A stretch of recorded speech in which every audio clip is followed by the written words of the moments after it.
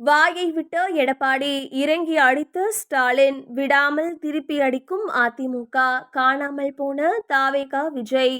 தமிழக சட்டசபை தேர்தல் களம் மீண்டும் மெல்ல மெல்ல திமுக வர்சஸ் அதிமுக என்ற பழைய சூழலுக்கே திரும்பி வருகிறது. தமிழகத்தில் அக்னி நட்சத்திரம் தொடங்குவதற்கு முன்பே அரசியல் அக்னி ஜுவாலை வீச தொடங்கிவிட்டது. ஏப்ரல் 23 தேர்தல் தேதி குறித்தாயிற்று. ஏப்ரல் 21 வரை பிரச்சாரம் செய்யலாம். இடையில் இருக்கும் இந்த 15 நாட்களில்தான் தமிழகத்தின் தலைவிதி தீர்மானிக்கப்பட போகிறது. கடந்த சில மாதங்களாக பேசப்பட்ட மும்முனை போட்டி என்கிற பிம்பம் மெல்ல கரைந்து களம் மீண்டும் அந்த பழைய திராவிட டர்பி மேட்சாகவே மாறியிருப்பதுதான் லேட்டஸ்ட் ட்விஸ்ட்.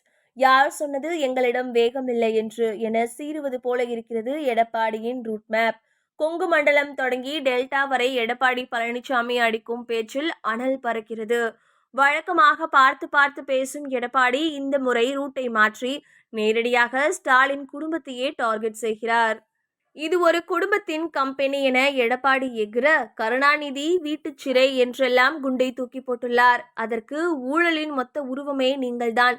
கருணாநிதி பற்றி பேச உங்களுக்கு என்ன தகுதி இருக்கிறது என அறிவாலயம் பதிலடி கொடுக்க, இடையில் கருணாநிதி ஜெயலலிதா காலத்து அந்த பர்சனல் அரசியல் அட்டாக் மீண்டும் ரீஎன்ட்ரி கொடுத்துள்ளது. உதயநிதியின் விளையாட்டு பாணியிலான நக்கலும் எடப்பாடியின் பர்சனல் பாணி ஆவேசமும் களத்தை இரண்டாக பிரித்து வைத்திருக்கிறது. இங்கேதான் $1 மில்லியன் கேள்வி எழுகிறது.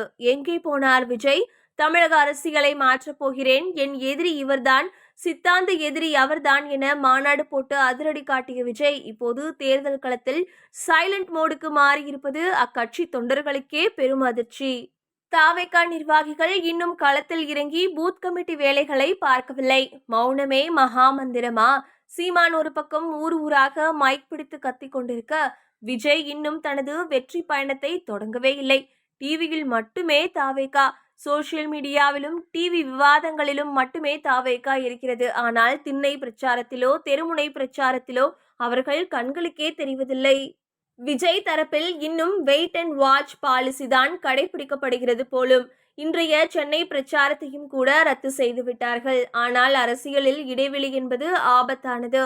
அந்த இடைவெளியை மிகச் சரியாக பயன்படுத்தி கொண்டன திராவிட கட்சிகள். இப்போது மக்களிடம் பேசப்படும் விஷயங்கள் எல்லாம் திமுகவின் சாதனையா, அதிமுகவின் எழுச்சியா? இதுதான் இன்றைய talk of the town. Vijay வருவார், ஆட்டத்தை மாற்றுவார் என்று எதிர்பார்த்த நியூட்ரல் ஓட்டர்களுக்கு இப்போது ஏமாற்றமே மிஞ்சுகிறது. களத்தில் தொண்டர்கள் இல்லை, தலைவரின் குரல் இல்லை, திட்டமான பிரச்சார பயணம் இல்லை. தமிழகத்தின் தற்போதைய தேர்தல் களம் புதிய ரத்தம் பாய்ச்சும் என்று எதிர்பார்க்கப்பட்ட நிலையில் பழைய கிளாசிக் மோதலாகவே நீடிக்கிறது. புது ரத்தம் உறைந்து போய் கிடக்க பழைய ரத்தம் பாய தொடங்கிவிட்டது. சினிமாவில் கிளைமேக்ஸில் வந்து ஹீரோ ஜெயிப்பது எளிது. ஆனால் அரசியலில் கிளைமேக்ஸ் வரை களத்தில் நிற்பவனே ஹீரோ. விஜய் அதை உணர்வாரா? பொறுத்திருந்து பார்ப்போம்.